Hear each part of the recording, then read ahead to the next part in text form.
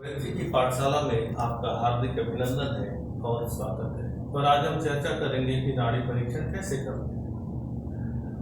तो प्रत्येक नाड़ी वैद्य की अपनी अपनी परंपरा होती है, अपना अनुभव होता है और अपनी नाड़ी देखने की अपनी कला होती है और अपना अनुभव।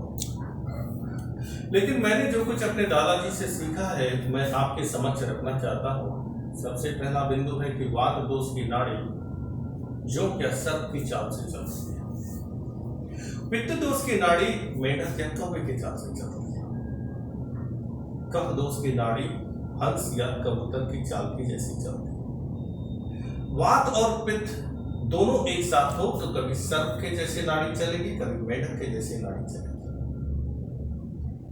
वायु और कफ यदि एक साथ हो तो नाड़ी हंस के और सर्प के दोनों जैसे मिलकर के चल सकती है। पित्त और कफ की नाड़ी हो तो हंस और मेढक दोनों से मिश्रित गति रहती है, ऐसा दादाजी कहते थे। और आगे बताते हैं कि पित्त और कफ का यदि ज्वर हो तो नाड़ी बिल्कुल ठंडी और पतली हो जाएगी। यदि वात और पित्त का ज्वर हो तो नाड़ी बड़ी झूम झूम करके चलती है। और यदि वात और कफ का ज्वर हो तो नाड़ी बिल्कुल मंद मंद धीमी धीमी चलती। फिर यदि कफ का ज्वर हो तो नाड़ी बिल्कुल ठंडी होती है। पित्त का ज्वर हो तो नाड़ी खुदकती है और वात का ज्वर हो तो नाड़ी तेज चलती है और बार बार झटके मारती है। इसके अतिरिक्त ये भी बताया और मैंने भी अनुभव किया हुआ है कि जिस व्यक्ति को मूत्रपिंड रोग होता है उसकी नाड़ी फड़कती भी जाती है। जिसे बवासीर होगा उसकी नाड़ी बिल्कुल स्थिर और मंदी होती है। और नशेड़ियों की अर्थात जिन्हें जो नशा करने की आदि होती है उनकी नाड़ी बिल्कुल सूक्ष्म गति से और भारी चलती है। जिनको पेट के रोग की शिकायत है उनकी नाड़ी बड़ी कठिनाई से चलती है और भारी भी होती है। जिन लोगों को मनोविकार होता है उनकी नाड़ी बड़ी गर्म और तेज होती है।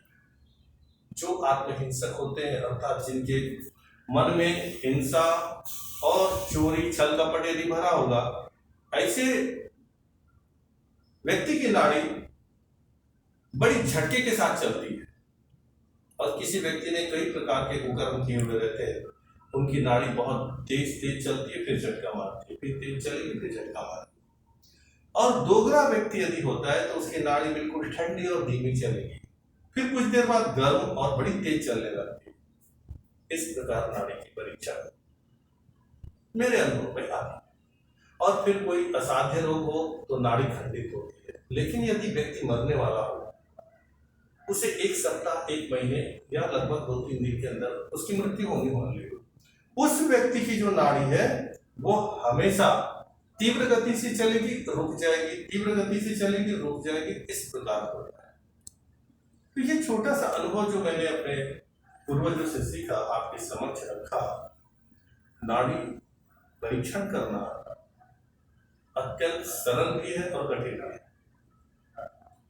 नाड़ी परीक्षण को बुद्धि के द्वारा पकड़ना थोड़ा सा मुश्किल हो जाता है। इसे हम कह सकते हैं कि बुद्धि से परे जो अंतर चेतना उसके माध्यम से नाड़ी के परीक्षण का और परिणाम का अनुमान लगाया जा सकता है। लेकिन कुछ व्यक्ति बुद्धि का यदि प्रयोग करें तो बुद्धि को समझ में आना थोड़ा सा कठिन से आ रहा है। लेकिन थोड़ा वो गहरी सूक्ष्मता में जाए, ध्यान की साधना करे, सिद्धियां करे, अनुशासित जीवन जिए तो उन्हें नाड़ी समझ में आएगी। और कुछ लोगों को नाड़ियां बिल्कुल नहीं समझ में आएगी, ये भी बात मैं कहता हूं। नाड़ी विज्ञान बिल्कुल कुछ लोगों को बिल्कुल भी समझ में नहीं आ सकता है, क्योंकि नाड़ी विज्ञान जो है उसे समझने के लिए मनोविकारों से पार होना पड़ेगा, बुद्धि से पार होना पड़ेगा, मन से पार होना पड़ेगा, अमन की स्थिति में आना पड़ेगा, नो माइंड स्टेज पर आना पड़ेगा। तब नाड़ी से संबंधित बातें समझ में भी आएगी और तभी आप उसका लाभ ले सकते। ये छोटी सी चर्चा जो मैंने अपने अनुभव में प्राप्त की, अपने पूर्वजों से सीखा, मैंने आपके सामने रखा। यदि किसी को न समझ में आए तो इसे गप समझ करके एक विचार मात्र समझ करके भूल सकते हैं। इस पर चर्चा तर्क कुतर्क विवाद अर्थहीन ही होगा, व्यर्थ ही होगा। लेकिन जो कुछ मैंने सीखा यदि किसी के काम आ जाए ये मेरे लिए सौभाग्य की बात होगी। इन्हीं शब्दों के साथ छोटी सी चर्चा यहीं समाप्त।